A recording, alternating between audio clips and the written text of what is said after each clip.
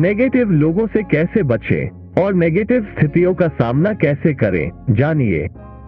बाबा नीम करोली महाराज जी, जिन्होंने अपने जीवन में सजगता और सहानुभूति की उच्च मानकों को अपनाया, उन्होंने अपने उपदेशों में जीवन को सकारात्मक दृष्टिकोण से देखने की महत्वपूर्ण बातें साझा की हैं, जिनमें से एक है कि नेगेटिव लोगों को नेगेटिव स्थितियों का सामना कैसे करना चाहिए।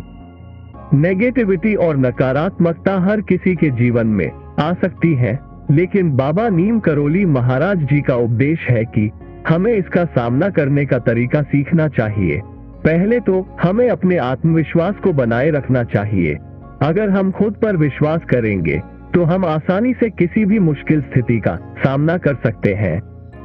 बाबा नीम करोली महाराज जी कहते हैं कि नेगेटिविटी से बचने का सबसे अच्छा तरीका है सकारात्मक सोच बनाए रखना।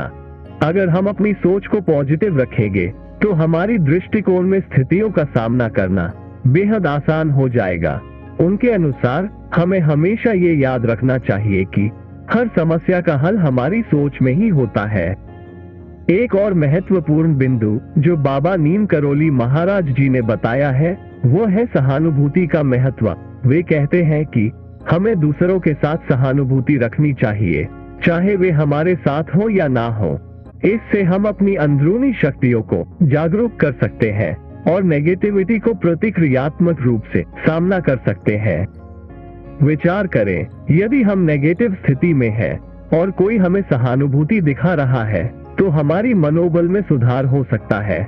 बाबा नीम करोली महाराज जी की शिक्षाओं में ये भी बताया गया है कि सहानुभूति का प्रदान करने में हमें स्वयं को भी शामिल करना चाहिए।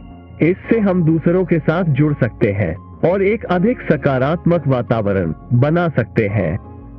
बाबा नीम करोली महाराज जी की उपदेशों में से एक और महत्वपूर्ण सीख है कि हमें अपने लक्ष्यों की प्राप्ति के लिए मेहनत करना चाहिए।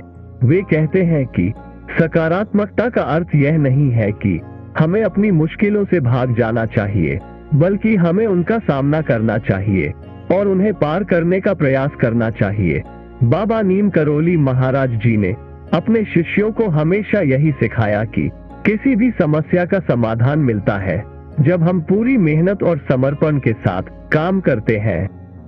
उनका ये तत्व बहुत अधिक महत्वपूर्ण है, क्योंकि इससे हमें अपने लक्ष्यों की प्राप्ति में आत्म संवाद का सामर्थ्य होता है। बाबा नीम करोली महाराज जी ने ये सिखाया है कि जब हम मेहनत करते हैं और अपने लक्ष्यों की दिशा में प्रकट होते हैं तो हम अपनी आत्मा को मजबूत करते हैं और नकारात्मकता का मुकाबला करने में सक्षम होते हैं। इसके अलावा बाबा नीम करोली महाराज जी ने सिखाया है कि हमें अपने जीवन में सजग रहना चाहिए। वे ये बताते हैं कि हमें हर क्षण को सजगता और ध्यान से जीना चाहिए, क्योंकि कभी कभी नकारात्मकता हमें हमारे असली मार्ग से हटा देती है।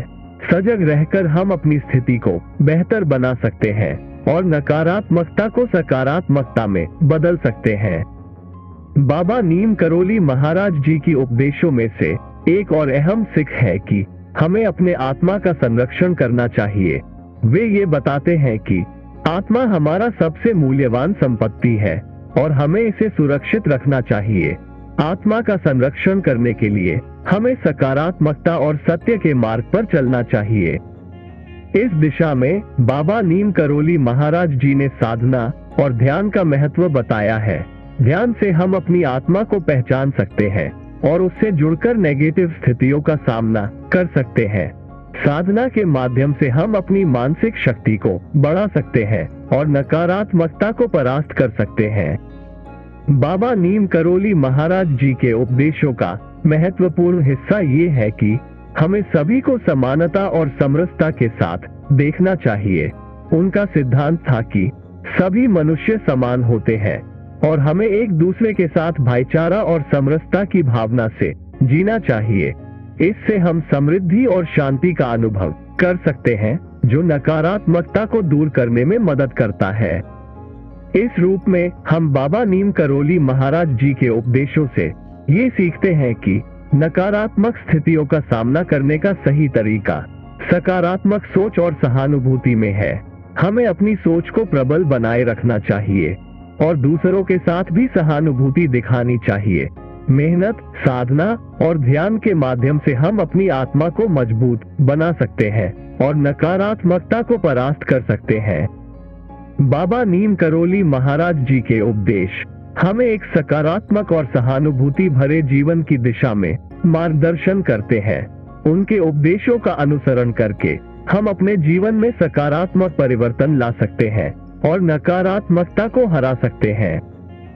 समाप्त होते हुए हमें ये स्मरण रखना चाहिए कि बाबा नीम करोली महाराज जी के उपदेश हमें एक उदाहरणीय जीवन जीने की प्रेरणा प्रदान करते हैं। उनके सिद्धांतों का अनुसरण करने से हम स्वयं को बेहतर बना सकते हैं और अपने चरित्र को समृद्धि और सकारात्मकता की दिशा में मोड़ सकते हैं। धन्यवाद। जय बाबा जी।